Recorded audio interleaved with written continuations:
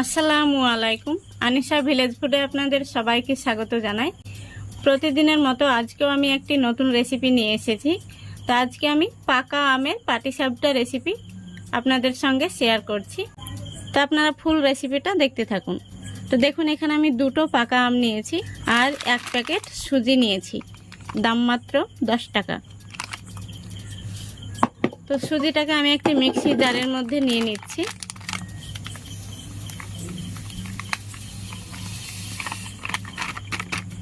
দিয়ে দিচ্ছি সামান্য পরিমাণে লবণ আর 1 চা চামচ চিনি। এবার এর মধ্যে দিয়ে দিচ্ছি কিছুটা জল। এবার খুব ভালো করে আমি মিক্সিতে পেস্ট করে নেব। এই দেখুন, খুব ভালো করে পেস্ট করে নিয়েছি আর আমি এর মধ্যে আরও একটু জল দিয়ে পেস্ট করে নিয়েছি। তো এই দেখুন, মিশ্রণটি এখন এই পর্যায়ে রয়েছে।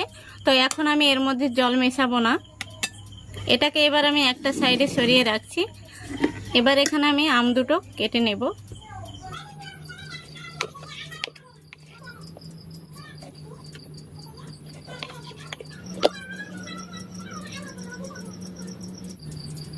মিক্সি জারের মধ্যে আমি এই আমটাকে পেস্ট করে নেব। দেখুন, একটি চামচ দিয়ে খুব সুন্দরভাবে কিন্তু খোসা থেকে পুরো আমটা উঠে আসছে।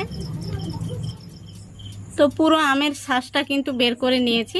এবার এই আমটাকেও খুব ভালো করে আমি মিক্সিতে পেস্ট করে নেব।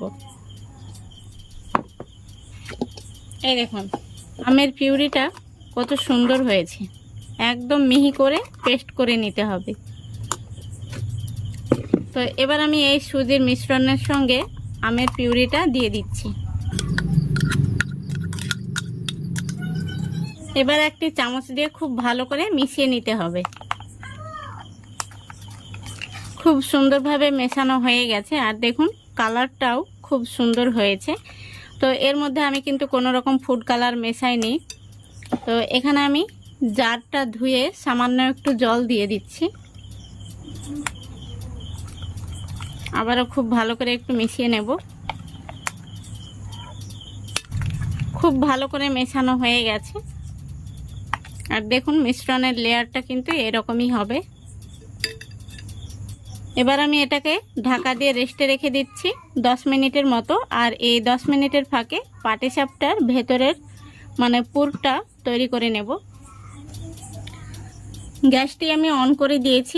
এবার দিয়ে দিচ্ছি আমি 1 টেবিল চামচ মতো ঘিয়ের মধ্যে দিয়ে দিচ্ছি 3 টেবিল চামচ মতো সুজি।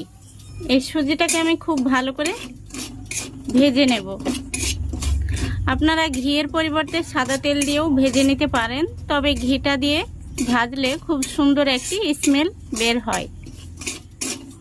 সুজিটা খুব ভালো করে ভেজে নিয়েছি। এবার আমি সুজিটাকে একটি থালার মধ্যে ঢেলে নেব। এবার কড়াইয়ের মধ্যে দিয়ে দিচ্ছি দুধ। আর দুধটাকে আমি আগে থেকে জাল করে ঘন করে নিয়েছি। এখানে 500 গ্রাম দুধ রয়েছে। দুধের মধ্যে দিয়ে দিচ্ছি এলাচ গুঁড়ো আর দিয়ে দিচ্ছি 1 কাপ চিনি।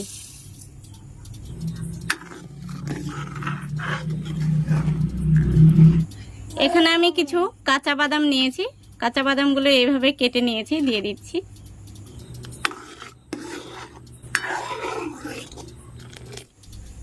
দুধটা দেখুন ফুটে গেছে। এবার দুধটাকে আমি ঘন করার জন্য যে সুজিটা ঘি দিয়ে ভেজে রেখেছিলাম সেই সুজিটা দিয়ে দিচ্ছি।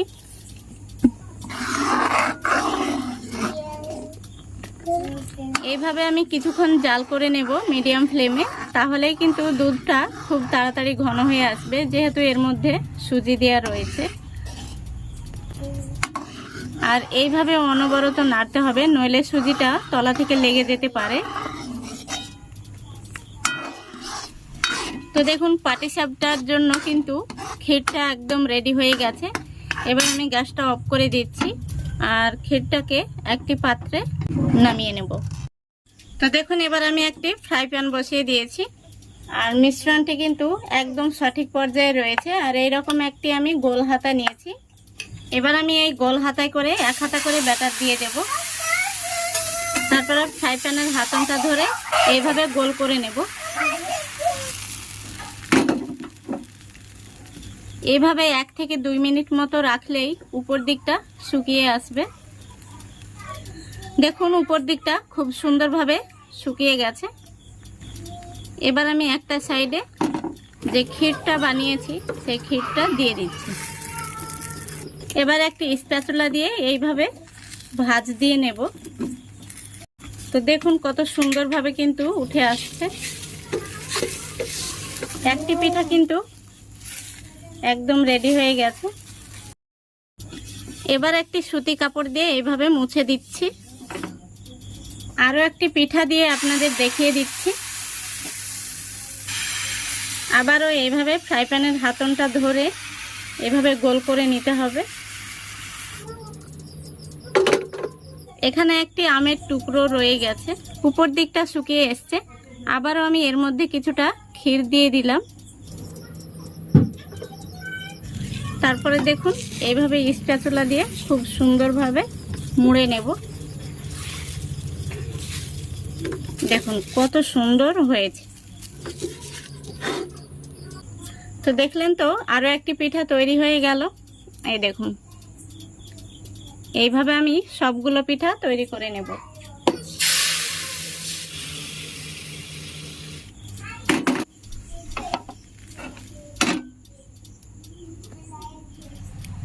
সবগুলো পাটিসাপটা তৈরি করা হয়ে গেছে। আর পাটিসাপটাগুলো দেখুন, দেখে কিন্তু মন ভরে যাচ্ছে আর খেতে কিন্তু ভীষণ সুস্বাদু।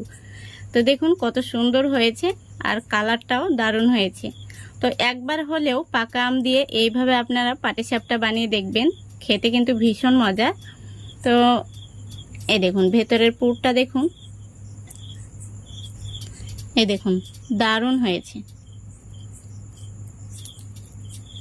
তো আজকের রেসিপিটা ভালো লাগলে অবশ্যই একটি লাইক করে দেবেন। আর এরকম আরও নিত্য নতুন ভিডিও পাওয়ার জন্য চ্যানেলটিকে সাবস্ক্রাইব করে পাশে থাকা বেল আইকনটিও অল নোটিফিকেশানে অন করে দেবেন।